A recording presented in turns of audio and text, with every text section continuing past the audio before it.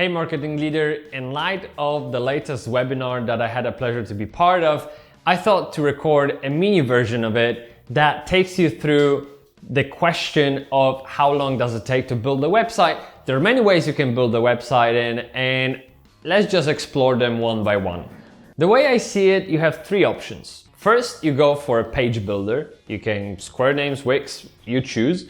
You can also go for an agile agency just like ourselves, or you can opt in for a waterfall agency or a freelancer that will most likely follow that method. By the way, speaking of that webinar, if you're interested in seeing the full version of it, please subscribe to our newsletter at nerdcow.co.uk/newsletter, or just click the link in the description. We will shortly release the full version of it to everyone interested. First, we have builders. And as I mentioned, builders are those typical Squarespace, Wix.com kind of companies where you just drag and drop and build website out of available components, templates. They're great. You can probably sip on a coffee in Costa or Starbucks and just build it in 15 minutes, launch it, be done with it. That's how they sell it. And that's what it is. In reality, all you get is a basic website that should meet most people's basic requirements. But what if you want to take it to the another level? That's where the struggle begins. It comes with limitations. You can't really do much bespoke, and then also it's never yours. So how do you feel about it? I will leave it to you, but the IP is on their end.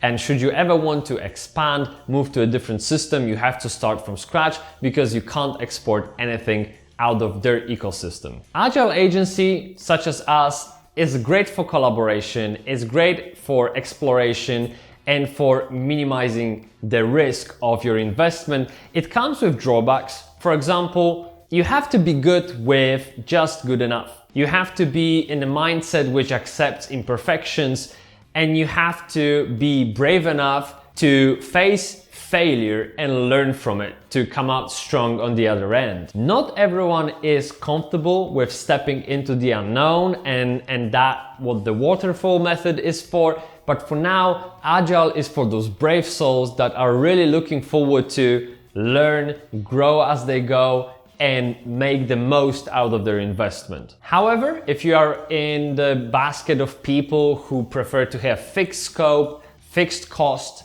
fixed delivery deadline, then waterfall agency or a freelancer is for you. There's nothing wrong with it, it's just completely different approach, because the main difference is that in waterfall, you predefine all the requirements, so you better be damn sure that those requirements are 100% relevant and in more depth than you could ever imagine. Because the thing is, if there's anything that can go wrong, well, it will go wrong. And waterfall doesn't really have any fallbacks, any emergency exits.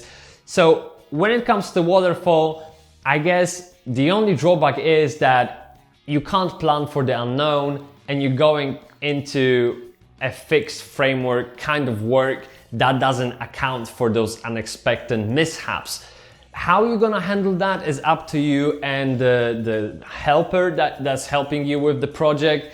Oftentimes is that the supplier takes responsibility for any failures and any delays and misunderstandings, which is a bit unfair for the supplier, but it is what it is. So just to sum up, you have builders, which are very basic at the functionality. You never own anything on those websites. However, you can simply drag and drop, launch it with a few clicks of a button. You have agile agencies, which are great at collaboration, great at minimizing the risk and providing the most value for your investment. However, it requires certain approach, mindset, and that acceptance of imperfections from the client. Finally, you have waterfall agencies who try to plan ahead as much as possible, and therefore they can quite accurately estimate the cost, the deadline, the scope of it, but you have to embrace the fact that things that if they can go wrong, they will go wrong. So how do you prefer to work? What's your preference? Do let me know in the comments. But for now, that's it from me. Thanks so much for watching. I'll see you in the next one. Bye bye.